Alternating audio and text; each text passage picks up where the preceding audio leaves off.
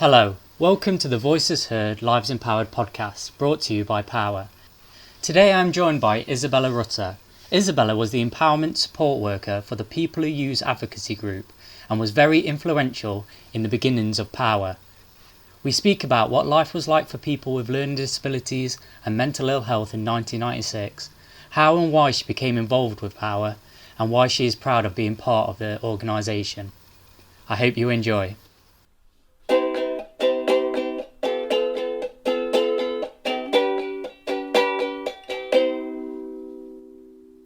Hello Isabella, how are you?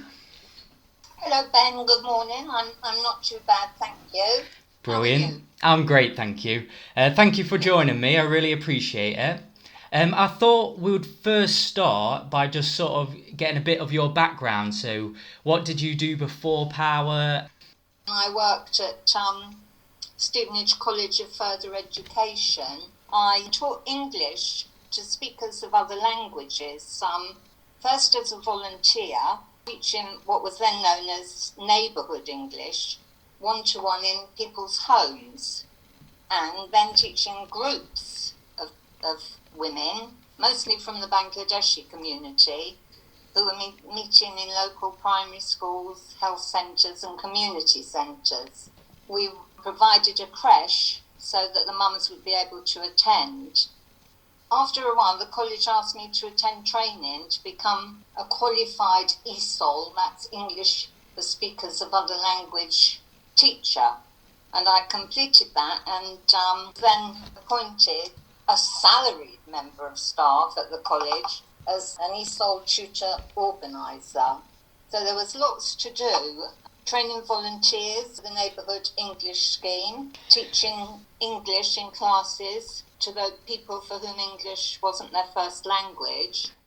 That's amazing, Isabella. I think in a way that is almost like advocacy, isn't it? Because you were giving them a voice and empowering them to access different services and things, weren't you? Absolutely, Ben. You've hit the nail on the head, because I was going to say this work was probably empowerment work, and for people to have access to the skills they needed to be able to go to their doctors, to have meetings with the teachers who they're teaching their children, to take part in the community. Yes, you're absolutely right, Ben.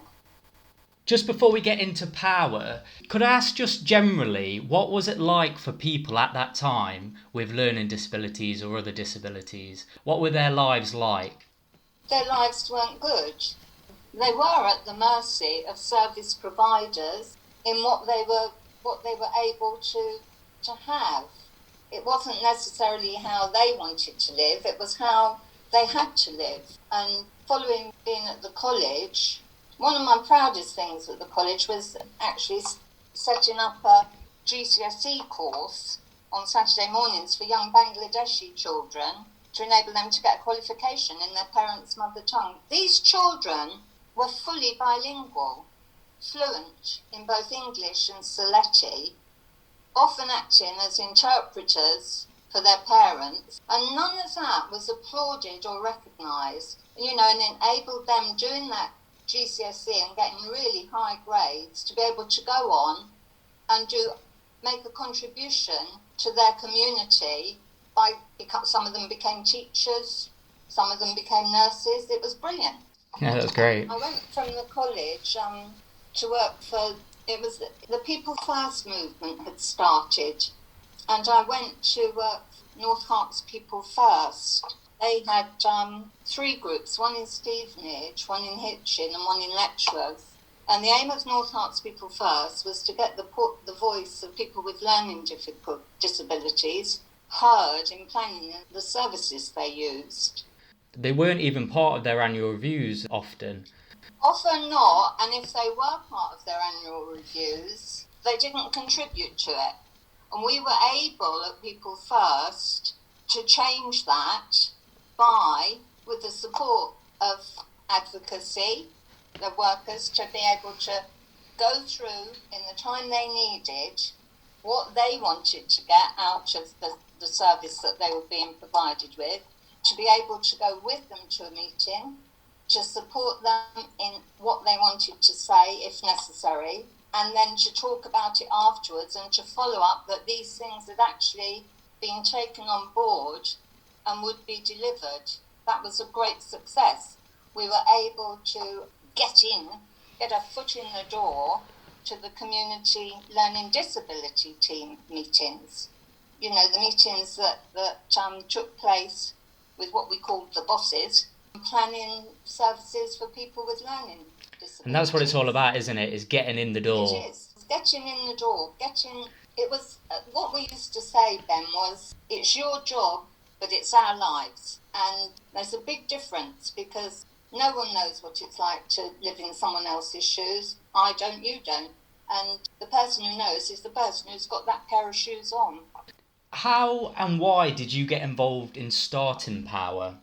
Can I just, before I do that, I just want to give you an Of course. example of something that we did in the Stevenage group, which affected everybody, which was of benefit to everybody who had a bus pass. It was that the Stevenage group was we've successfully changed the use of bus passes. People who had a bus pass could only use it, I think it was after 9:30 a.m, before 4 p.m, and after 6:30 p.m. And a large number of people group members used to go to a day centre called Leyden House on the industrial estate in Stevenage. And they had to get on a couple of buses to get there. And the day started at 9, and they weren't able to get there in time. And anyway, cutting a long story short, the group invited Stevenage Borough Council to one of their meetings to talk about this. And after lots of discussions and persistence, the council agreed to change that rule so that anybody who had a bus pass were able to use their bus passes around the clock. And this is what I'm saying, is that that's an example of the campaigning work that people with experience of disability and not having access to services to do things spontaneously or when they need to, benefited the physically disabled, the elderly, and many others. You know, those who had slow mobility and everything. Everybody who had a bus pass, certainly in Stevenage, were then able to use their bus pass around the clock. They qualified for a bus pass because of their income status, but they couldn't use it when they needed to. You're completely right. And I think that's also an example of a decision that's being made about people, but without actually getting their input. And therefore, it's not really empowering them at all. Then it was disempowering. Absolutely. Disempowering. We were also successful in making sure that people with learning disabilities were on the panel for recruiting staff that were going to support them, and that hadn't been done before. An example of that was they were recruiting staff for a new development at Columbus Close in Stevenage. It was for independent living for people with learning disabilities, but they wanted support staff round the clock, you know, someone there round the clock in case of need. And they were able to be on that interview panel and, you know, be involved in the choice of who was appointed. And that continued for a long time. That's actually really groundbreaking, really. We were groundbreaking, Ben. It was groundbreaking work. It was very exciting. We came up against some barriers, but we knocked them down. Because I bet they never had that sort of co-production, that sort of involvement with service users before. And the groups grew and grew and grew. So, you know, it was a large number of people, and I think it's true of anything in society and getting change. The more of you there are, the more people will listen. Yeah, so just going back onto POhWER, so actually starting POhWER, how did you become involved and why did you become involved? We knew that Hertfordshire County Council in the early 1990s were aware that there were a number of groups around the county who were trying to get their voice heard about the services they used, and Hertfordshire County Council were very forward thinking. They were great, and with that in mind, they recruited an advocacy development worker for the county.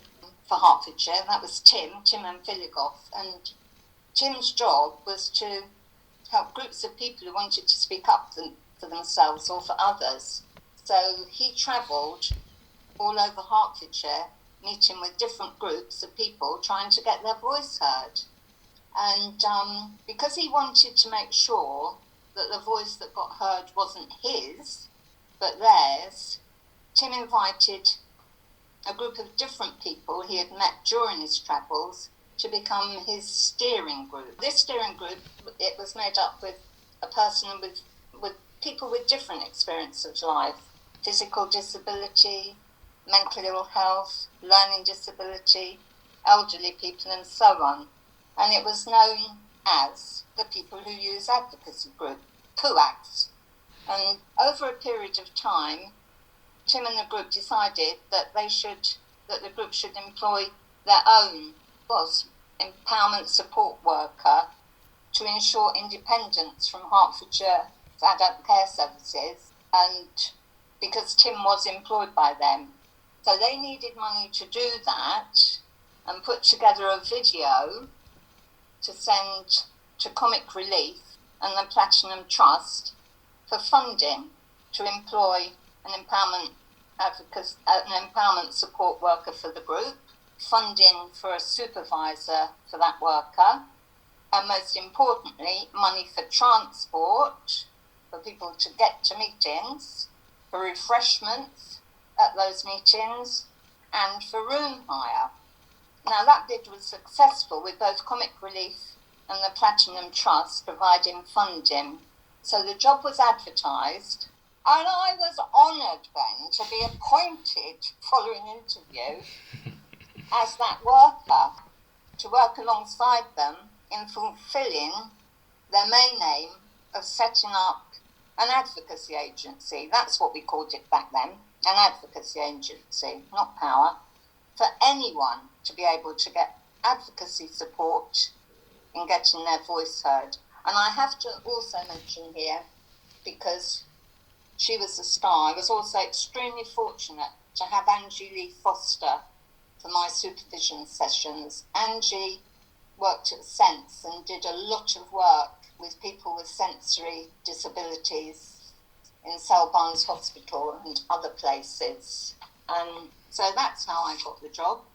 Well, I think the common themes that I'm getting from the sort of reasons why you got involved were to make sure it was independent of the local authorities' input, and also making sure it was accessible to all, so it wasn't just one group of people, it was anybody could access that service.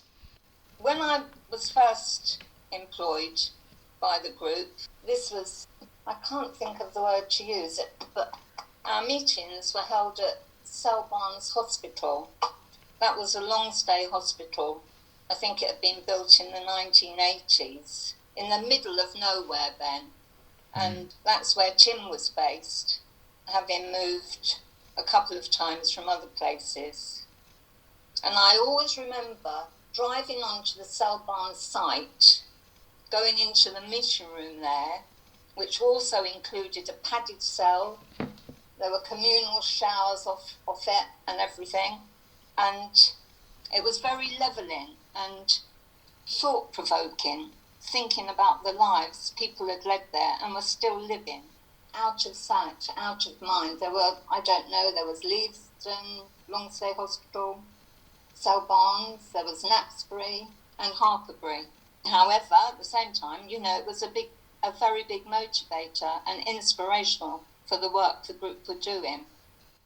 And I suppose it really brings it sort of really puts it into context, doesn't it, that padded cell? It does. Well, we had lots of padded cells for ourselves. It's worth mentioning that lots of different funded groups were also set up at that time. There was People's Lives, for people being resettled into the community from long-stay hospitals based in St Albans. There was Speaking Up, based in East Herts, for people with learning disabilities. There was Speaking Out, based in North Herts, Choices in East Herts, and New Connection, based in West Herts. And those three services were for people who had experience of mental health. And there was Advocates on tap, which was based in St Albans at Tim's office. It was a Hertfordshire-wide crisis advocacy service for people with learning disabilities. And so all these groups joined the established groups that were already in existence around the county, and so the self-advocacy movement grew and grew and grew in Hertfordshire. I mean, Arthur Bache, he was originally a member of Phalanx, which was a group of people with disabilities trying to get their voice heard. He founded what was known as REACT for people with physical disabilities. There was, there was North Herts People First. We were one of the main ones. There was a group of people in Selbarns Hospital who were speaking up for themselves. There were some people in Broxbourne. There was the Skills for Life group in Bishop Stortford. Was the ambition to sort of bring them all together under POhWER? Absolutely. Yeah. I can come to that with the work we did, if you want to hear about it. Yes, please. Time. Yes. Yeah.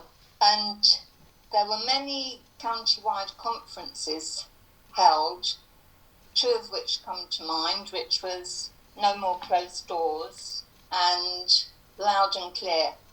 No More Closed Doors. Richard Malin, man with learning disabilities, was a big mover in that, and it was held at County Hall, and it was about opening doors and letting people in, to be part of the service planning for the services they use. And I know Richard gave a fantastic speech, he was then approached, and it was printed in lots and lots of books and journals.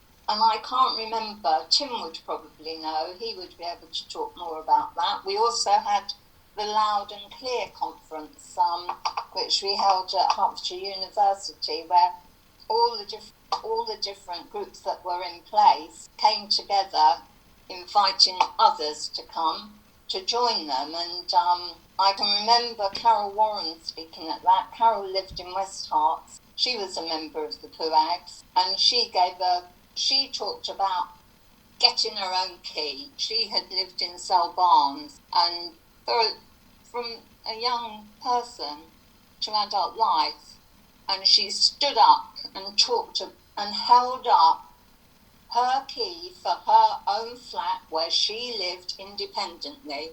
Wow. It was just so moving, the lives that people had led, that the changes that were happening. It was fantastic then, fantastic. And Carol Warren, I'd just like to say, I know she was very instrumental in the beginning of POhWER, and sadly she's not with us. No, she died. Thanks to Carol Warren. Yeah. Oh, big thanks. One of the second office that POhWER had, it was a disused shop in Stevenage in Lonsdale Road, and we named it Carol Warren House in her memory. But that sounds very inspirational, her holding up her key. We can pick up our keys, we don't think about it. But Carol, every time she picked up that key, it meant everything to her. It was her key for her home, her own key where she would go in and out whenever she wanted and wherever she wanted.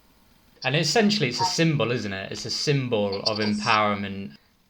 So the POhWER have been involved in all of that, and as well as doing all of that, they were planning the way forward with their aim of setting up the advocacy agency. So they spent it, I can remember the day we spent working on a name for the charity. Lots of ideas were talked about, and Stephen wanted it to be called POhWER, P-O-W-E-R, but some of the others thought that sounded like an electricity supplier. But then Eureka, Angie, came up with People of Hearts Want Equal Rights.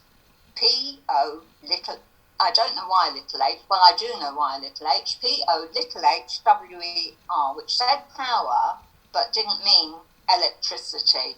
And So that's how the name evolved.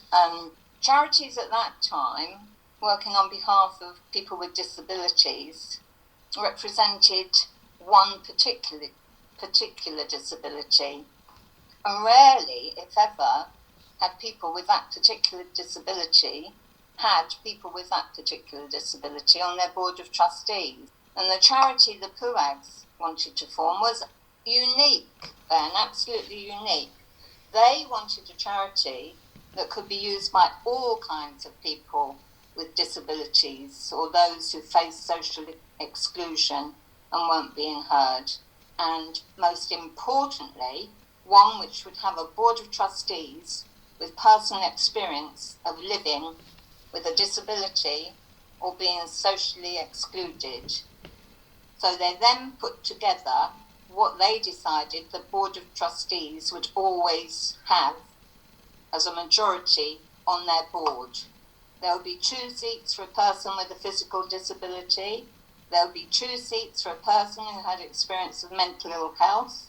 There would be 2 seats for a person with a learning disability, a person with hearing impairment, a person with visual impairment, a community elder, a person qualified in management, a person qualified in law, a person qualified in accounting, and 2 other places. They were very fortunate because they had the 2 people with physical disabilities, Arthur Bate and Judith Smart. They had a person who had experience of mental ill health. That was Beryl Lovejoy, but she didn't actually become a trustee, but that was then taken up by Glyn Corey. They had 2 people with learning disabilities, Richard Malin and Stephen Rathbone. They had a person with hearing impairment, Linda Brine, who worked for Sense at Jenny Warren House in Stevenage. The person with visual impairment was vacant for a while. They had a community elder, Iris Lusac. She was an elder in the Caribbean community in Watford. They had a person qualified in management, Paul Smith, who was manager of the Disability Information Service for Hertfordshire. That was also based at Sale Barnes, and Paul was a long-time supporter of the POhWER and a wheelchair user because of a spinal injury acquired as a young man when he had a motorbike accident. We also had a person qualified in law, Gary Blaker, QC, who was a volunteer advocate with the Advocacy Development Project, and luckily got a person qualified in accounting, Sue Cattermole, a friend of Tim's. They had everything they needed, so armed with those ideas, very excited and a little nervous, off we went to London to meet with the Charity Commission. The group was made very, very welcome indeed, and they told the Charity Commission officer, I can't remember his name, who he meant, the history of how they'd come together, what they'd been doing and what they now wanted to do, following lots of questions and answers from both sides. They were given the thumbs up. The Charity Commission couldn't have been more supported. We even received our charity number before we launched the charity. It was fantastic. Everyone was absolutely over the moon then. It was a day of rejoicing and dancing, and I think we had a drink afterwards. Well, it must have been just so satisfying that all the hard work you've done and the build-up to it, that you were finally there as a registered charity. Yeah, I mean, there was still a lot of work to do. Sure, no. Because work then began to get all the different advocacy groups in Hertfordshire on board with the idea of coming together as a county-wide advocacy agency. So the POhWER visited the self-advocacy and advocacy groups across the county and gave presentations on this idea. Well, some jumped on board immediately, others were hesitant. Why were they hesitant? Can you remember? They were hesitant. However, those hesitant groups came on board immediately after POhWER was launched in 1996. The group was in demand for lots of things. Adult care services asked them to work with them on information they produced for people who use services, and meetings were held regularly on this at County Hall. The group was very firm with their suggestions. Written information had to be produced in large print, simple language, and no use of acronyms unless they were in full first.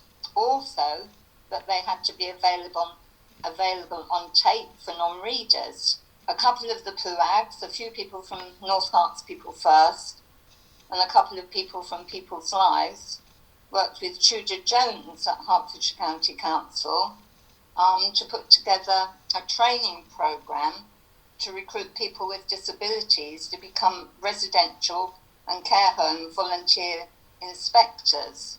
So in those days, Hertfordshire County Council delivered all care and residential home services across the county, and Tudor, who was head of inspectorate at County Hall, was very keen to recruit volunteer inspectors from various backgrounds to visit these homes, as he strongly believed residents would be more open, to talk honestly and with confidence about the care they were receiving with people who were living with the same experiences as them.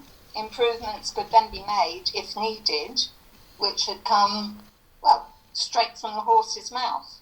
And that training went ahead, and lots of volunteers and inspectors signed up. But I would like to say it's worth mentioning that Judith had already been doing this for a long time off her own bat, visiting a residential home for people with cerebral palsy that was close to where she lived in her own flat in Harpenden. Arthur had also been doing it, visiting people with physical disability. So when POhWER was launched, 1996, it had only one employee, me, and the trustees wanted a chief executive. Now there was a chap called Dave Morris, a man with physical disabilities. He led a charity at that time which supported people to get money from the National Independent Living Fund. It was a huge pot of money then, but very hard to get. He and his team enabled people who use services to get money from that fund to employ their own personal support so they could live the life they wanted to live, not the life they were being made to live. Which again is groundbreaking, isn't it? Because that's way before direct payments was a thing. Amazing. Dave had a professional career working for I don't know how many years with two of his own personal support workers coming with him, driving his car for him so that he could work. And that happened to other people because of Dave's work. And anyway, Dave applied after seeing the advert for the post of chief executive with POhWER, and along with others was interviewed for the job by Judith, Arthur, Richard and Stephen, and Tim was there and I was there, and Dave got the job. So POhWER then had, which they'd asked for, funding from Hertfordshire Adult Care Services, no strings attached, as well as their funding from Comic Relief and the Platinum Trust, and its own bank account with Judith and Arthur as signatories. That's another achievement then, because the bank agreed, after meeting with us, Lord's Bank in St Albans, that Arthur could sign cheques making a cross. His physical disability made it impossible for him to write, and that Judith could have a rubber stamp made of her signature for off days when she wasn't physically able to sign. They had their own empowerment support worker, they had their chief executive, and people with disabilities were in full control. Well, POhWER was still meeting in St Albans, now at the business centre, as Sub-Arms had closed then, so Dave made it a priority to find permanent accommodation for us. We took on and refurbished, with the help of Stevenage Borough Council, a large unit in Stevenage. That was at the Glebe off Chelsea Way in Stevenage. And then Dave along with members of the trustees, advertised, interviewed and recruited salaried advocacy workers for POhWER. Most of these came from the groups that were already established but who were doing it on a voluntary basis, and then a couple of new advocacy workers. I think there were probably about 12 at that time, but that grew, and then with Dave's support, the trustees applied successfully for more funding from Hertfordshire County Council so that POhWER could employ a man with learning difficulties for a project we called it Speaking Up at County Hall. That was David James. Dave and David, they worked together on various issues concerning people with learning disabilities in the county, and then in 2003 were chosen and invited to Brussels to speak at the European Assembly in their year of the EU's celebration of disabled people. That's amazing. That's such an achievement. I don't know how they heard about us. I just don't know. But people did hear about us. I remember a group of Russian delegates coming to talk to us about how the group had achieved what they had. And so Dave and David worked closely on preparing for this and travelled together to Brussels, where David gave the presentation on behalf of POhWER. And as you said, another fantastic achievement. Adult Care Services approached POhWER to ask if they would set up or take on setting up the Personal Assistance Support Service, PASS. It was the time when direct payments were being rolled out as an option for people who use services. Well, this was right up their street, so of course the answer was yes.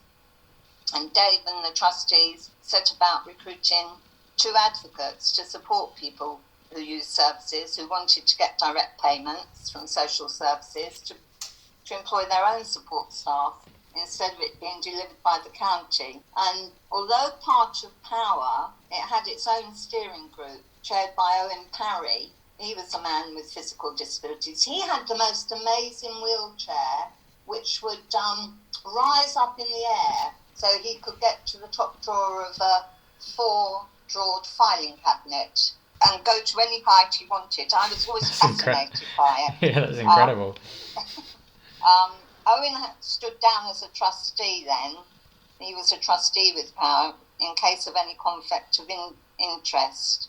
It was exciting times. It was groundbreaking work. They were blazing a trail, and many people came to visit us. I can't remember who all of them were. It was, from right across the country then. Yeah, it seems like you were setting a trend, yeah, which people would follow to empower, the marginalised groups. I'm very, very proud that POhWER were doing independent mental capacity advocacy long before that type of advocacy was funded. It's known as IMCA, isn't it? We have IMCA advocates. Yeah. We were doing an independent advocacy for people using health services, which then started to be funded, called ICAS. So I think because of that, those extra things which changed within government, the National Health Services, that was one of the reasons that POhWER grew and were able to apply and get that funding. Because you were already doing it before. Yeah, we'd already been doing that on a voluntary basis. And, then where advocates were actually paid. And that happened when we recruited Fiona Clark. She thought she was coming to be chief executive of a charity in Hertfordshire. And when she arrived, she had to hit the ground running because we had gained so much money to deliver other services which were all over the place, up in Birmingham, in Worcester, in London, in Brighton. I think it's great, Isabella, that we did expand, because if you were doing such a good job in Hertfordshire, then there's plenty of other people that needed support in other areas. Absolutely. It was exhilarating. I don't know. My husband used to say, if we chopped your head off, it'd be like a stick of rock. You'd have POhWER written all the way through you. I just couldn't. I was just so honoured to be part of that. And it was amazing. Yeah. What makes you most proud of POhWER? I'm very, very, very, very proud of the People Who Use Advocacy group who started all this. I'm very, very proud to have worked with Judith, who her absolute determination, I was in awe of her determination and had so much respect for her.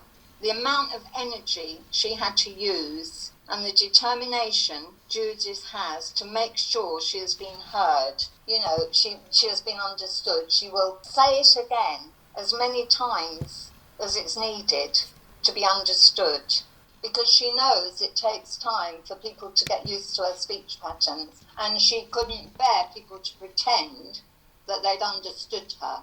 It's a hard thing to keep saying, could you say that? Sorry, I didn't get that, Judith. Could you say it again? Or, sorry, I didn't get that, Alan. Could you say it again? Because you don't want people to feel, you don't want it, is it belittling? I don't know what the right word is then, but Judith would always, and Arthur, he worked so hard from a very, very young age at getting not only his voice heard, but other people's voice heard, supporting anyone to get their voice heard. He supported North Herts people first, and I know when we were inducting the induction course for staff joining POhWER, Arthur had a slot in that induction, and he and I put together a question and answer format for that. And Arthur, you know, I would ask him questions and he would say about how he got started in advocacy. And it was when he was very, very young, and he lived in a home at that time,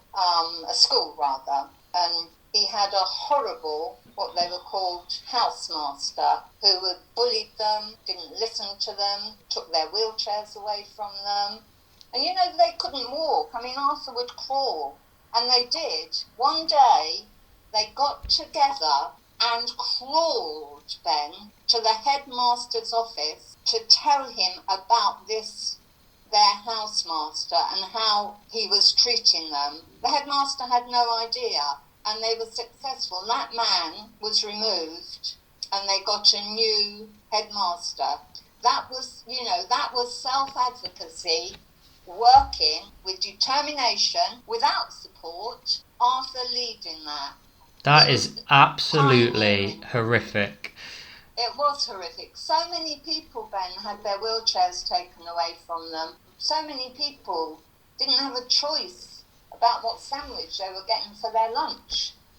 They were just given a sandwich. They weren't told, would you like egg mayonnaise, ham, cheese, I don't know, you know, and so on. They were just given it. I mean, many of the people who were living in long-stay institutions became institutionalised, and so did the staff. And breaking that, you know, if someone smoked, they had to go and ask if they could have one of their cigarettes. No, you can't, I'm busy at the moment, you know, and it's, well, for me, it's heartbreaking, because I believe that everyone can live a full life if they get the right support to live the life they want to lead. And my aim with POhWER, with People First, was to do myself out of a job, that it wouldn't be needed, that society would change, that people would get what they needed to live independently.